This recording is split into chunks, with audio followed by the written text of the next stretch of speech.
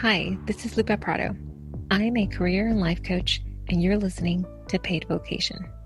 In this podcast, I'll be sharing real stories of people who are doing work they love to help you find work that you love, whether that's a new role at your current company, switching careers completely, or starting a business.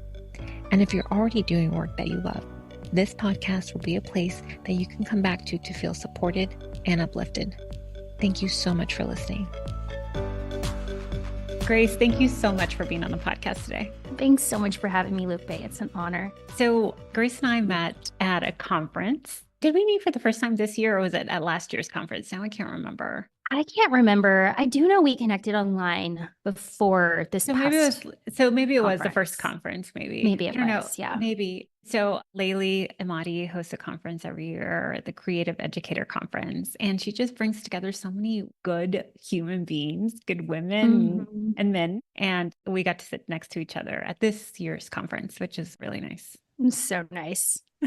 So I like to start every interview by asking guests, as a kid, what did you want to be when you grew up? I wanted to be a singer-songwriter. Oh, you did?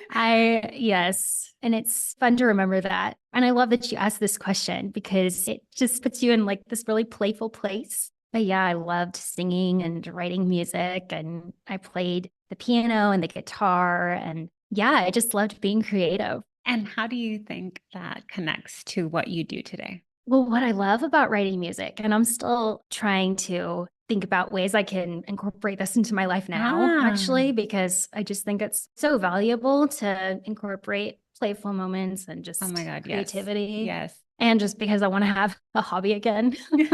Life is so busy. But what I love about writing music is the stories and the parts of you that just kind of make its way out that you're not always able to articulate when you are having conversations or thinking about what's important in life. And it just somehow makes its way out in music. Now I'm a copywriter, and I help people tell their stories and find their brand stories that build connections with their customers. And a lot of times I like to think about being a muse for people, like helping them find their story and piece it together. And I think so much of that is, it just connects to what songwriters do, finding those important messages and then piecing them together and into something that is memorable and builds meaning and makes people feel things. Oh, that was a beautiful connection. Wow. Oh, thank you. Love that. I love that. And was it a straight path, Grace, to figure that out? Because you just explained that so beautifully. It just makes sense. What did you study in school? Tell us all the things. How did you get to the work you do today? So I got my degree in general education. I was a teacher for 5 years. That wasn't I wasn't even in education for 5 years consecutively. I grew up in church. And so I had some time on staff at a church, and then I taught, and then kind of back and forth. And I'm really grateful for that, because both my experience in ministry and in the classroom, in both of those roles, you wear so many different hats, kind of like we do as entrepreneurs. And I realized I was really good at kind of carrying a lot of things and going back and forth between all of those different roles. And I loved teaching because of the daily impact and presence I could have in people's lives. Kids, I loved interacting with their families and having conversations with parents a lot. I loved working with my coworkers and other teachers.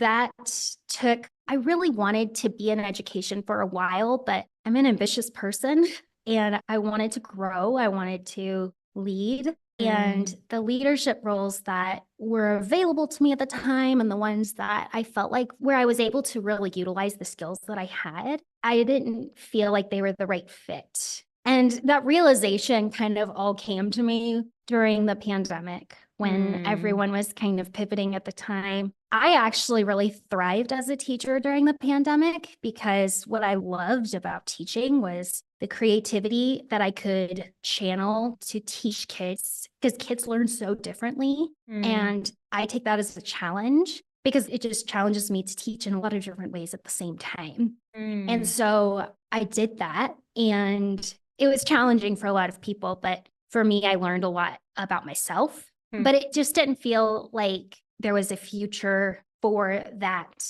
type of teaching.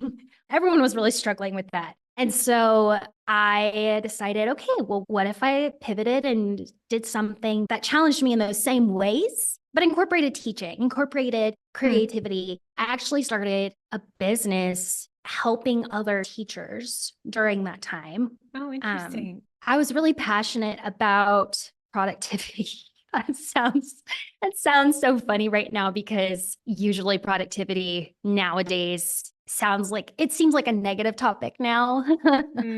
Back then, we were all just trying to figure out how to think about self-care in a landscape and in a context where taking care of yourself was really, really difficult. Before the pandemic, I feel like I figured out life balance pretty well. I had a newborn and I'd gone back to teaching, and I had figured out how to get to school and leave school and getting all my work done at school in time to pick up my daughter from daycare at 4. And that felt like a really big deal that I could do that. When I share that with other teachers, they're like, how did you do that? And I had these strategies that helped me manage my time effectively. And so I shared those and coached teachers and made resources for them. And the more I got into the marketing side of that and the business side of that, I realized that was kind of my favorite part about the business. It wasn't exactly talking about productivity strategies and coaching. It was sharing the stories about it and having the conversations. And the more I did that, the more I realized this is probably something I could do more and something that I enjoy more. And so I started kind of dipping my toes into copywriting and content strategy. And how did you know it was copywriting and content strategy? Like, I feel like people who maybe are in corporate or who are in different industries might say, like, in a certain world, people know about copywriting and content strategy. In other parts, that's unknown. What is it? How do you get into that? So how Yeah. did you even know to get into those two specific things? How were you introduced to them? Yeah, I guess I was introduced to them when I was learning about how to market my teacher Mm. business. And I didn't know what copywriting was. I constantly confused it with like getting the copyright for, the legal term. I And feel like that people was me too still, at the beginning. yeah, I still have to clarify that when I say I'm a copywriter to people because they're like, oh, so you're in legal. And no, that's not it. I loved the writing part of the business. And so when I realized all of the psychology and the structuring that goes into talking about these topics and sales and even education, because there's a layer of that in marketing too, Sure. I Yeah. realized how much of it kind of overlapped with the skills I had as a teacher. And Mm. so learning about that and kind of connecting the dots in my own head, it felt like something I just needed to try. So I Mm. met people who were copywriters that I learned from. And that Mm. kind of exposure, I think, helped me realize like, oh, I could do that. I think Mm. it's really helpful to like have models. You Sure. can see someone who Sure. gives like an image of what you can become. And how did you get introduced to those copywriters? Did you start following people on social media? Did you go to conferences? I don't think I ever met a copywriter until I was a couple years into my business. And I was like, and I worked Yeah. with her to later name my podcast and do a couple of things, Wow. but I wasn't familiar with the space at all. So yeah. Yeah, Uh, I think it must have been social media. mm. I mean, those algorithms, they can be a blessing. I'm pretty sure like I got some ads or something. And they sold me some products and I learned from them. Like I'm sure that's what it was. It works.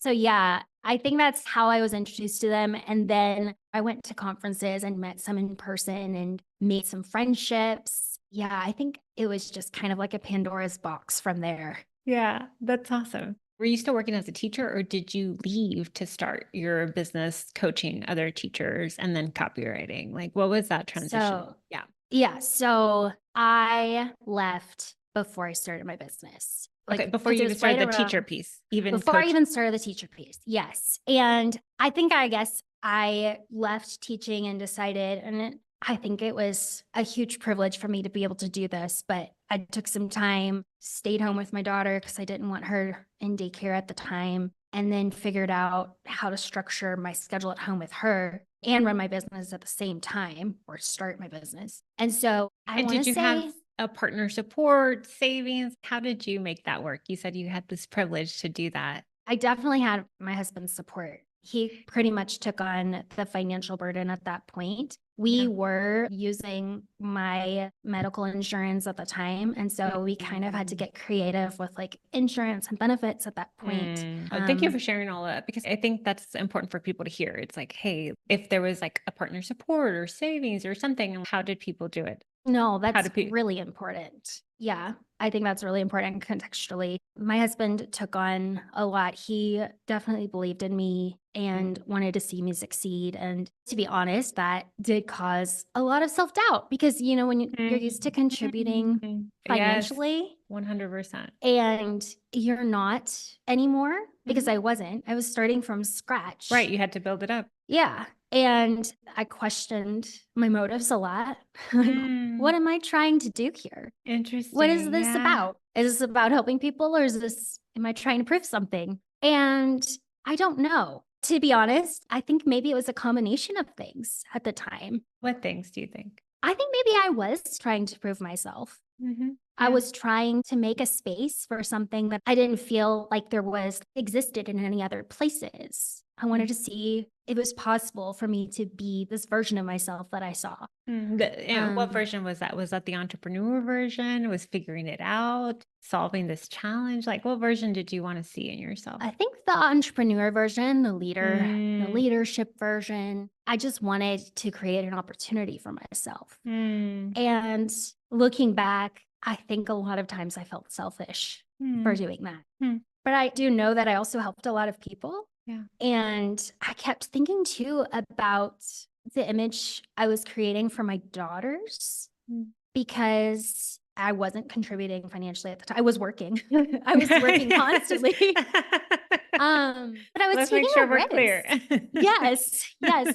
I made a little here and there, but I was taking risks and I was very aware of what my daughters were seeing when I was doing that. They were seeing their mom taking risks, venturing into uncharted waters. They were seeing their mom being supported by a husband who believed in her and wanted to see her succeed and supporting her in so many different ways. And I think that was fruitful too. I think that sometimes there's so many different types of fruit that come from you just taking a step. I read a lot of Seth Godin books, and he always talks about taking the next step, and then you'll know the next step after you take the first one. I believe that too. Yes. Yeah. 100%. And I think that's what happened in my career journey is I had to start that teacher business so that I could work up the confidence to start copywriting. And then that led to the next thing. And you don't know what you need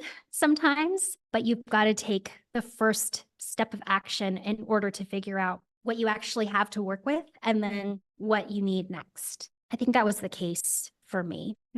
I love the path this conversation is taking, because of what you just shared about the self-doubt, about the feeling selfish, wanting to pursue this. So when I left corporate, I had my husband's support. And I think sometimes that context is missing when we hear entrepreneurs' stories. And I think it's an important one, whatever that support looks like, right? For me, for you, your partner, your husband, but it's good context because I think some people may think I should be able to figure it out without any help or without any support.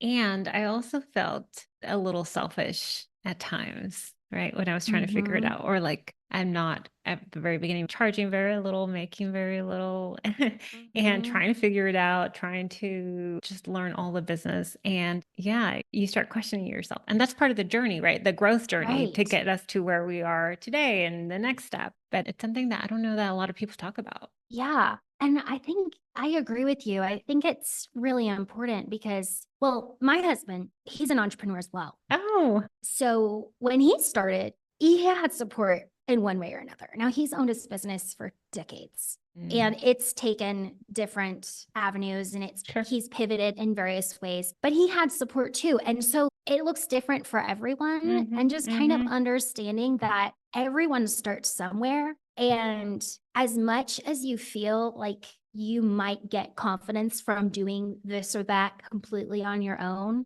most people who are successful and who have made it, or whatever your definition is of success, have had a lot of support in so many different ways. 100%. And so often, I think it's really humbling to talk about, and being transparent about it, especially at the beginning stages when you're trying to muster up all the confidence you can possibly. And all the courage and all the things. Yes. It's hard to bring attention to it. Oh, yeah. And you're afraid, or I know I was afraid that I might knock my confidence down to little that I had. Yeah.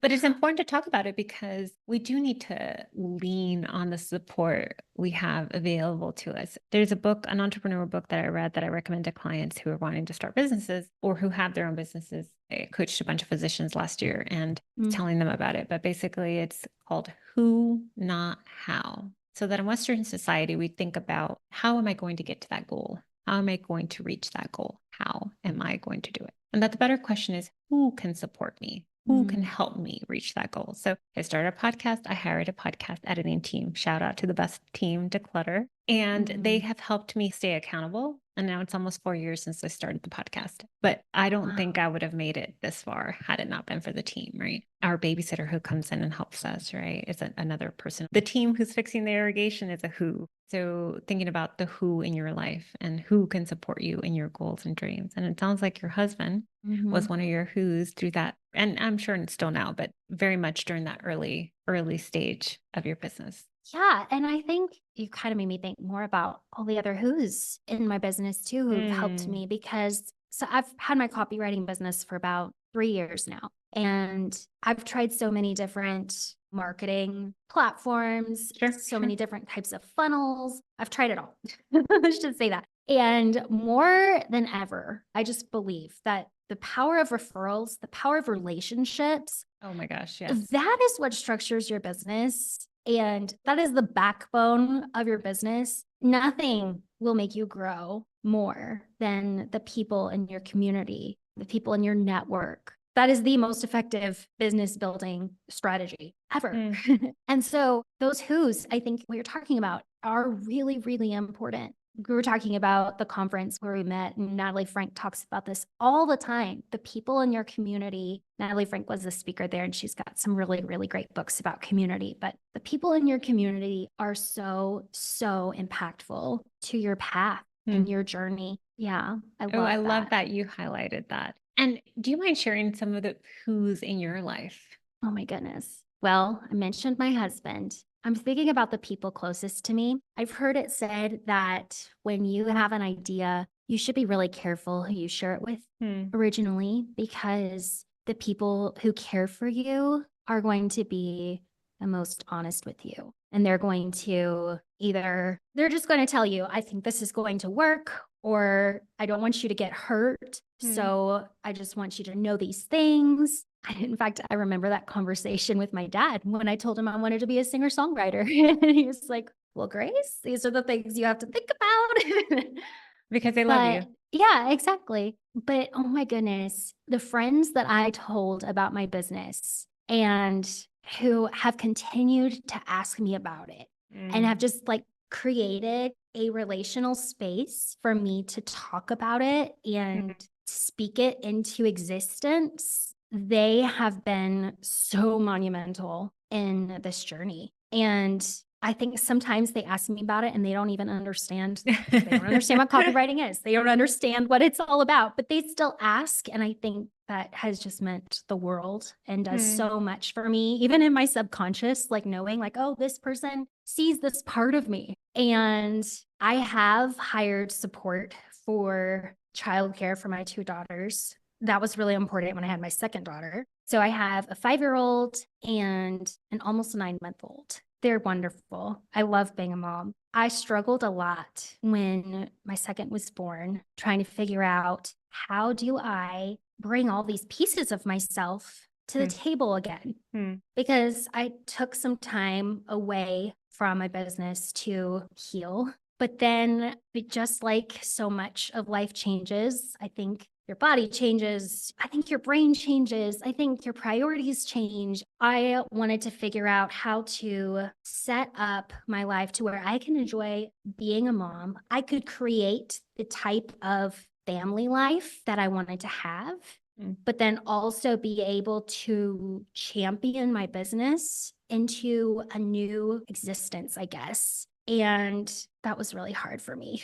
It was very lonely because I think society tells us what we're supposed to want sometimes and how we're supposed to want it and how we're supposed to set it up. I wanted to do it all. I wanted to be a stay-at-home mom and a full-time business owner. And there are some people who do that and they're amazing, but that was not going to be me. So I was trying to figure out some creative ways to get some childcare support. I had a friend, had someone come over just one time a week to watch her son and help with some chores around the house. And that gave her so much freedom. I thought, okay, maybe if I dip my toes into something like that, have someone help me in just a really small way. And that grew into having someone come over and watch my kids a couple times a week while I worked from home. And that gave me so much freedom too. And figuring out like, okay, is this mom guilt or is this freedom? Is this like, what is this new feeling? But I realized this can look like however I want it to look. I can work from home or I can work from co-working like I am today,